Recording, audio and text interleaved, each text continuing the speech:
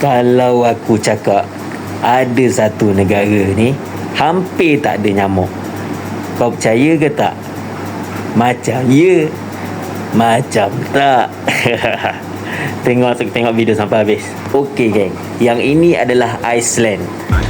Negara yang sangat unik sebab negara ni hampir tak ada nyamuk langsung. Mesti korang nak tengok bukti kan? Sabar, nanti aku bagikan fakta. Alright. So korang nampak fakta dia kan? Korang bayangkan kita kat Malaysia ni tak ada nyamuk.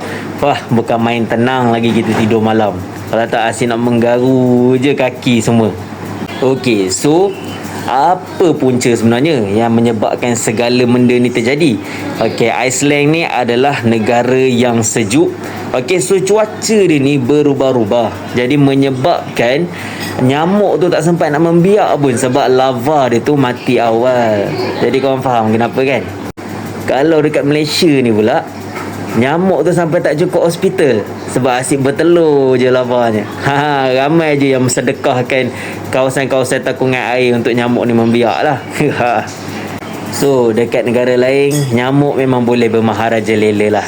Tapi dekat Iceland, sorry to say, memang dia punya chance to survive memang low sangat-sangat. So macam tu lah. Ibaratnya Iceland ni adalah syurga dunia lah, boleh dikatakan macam tu.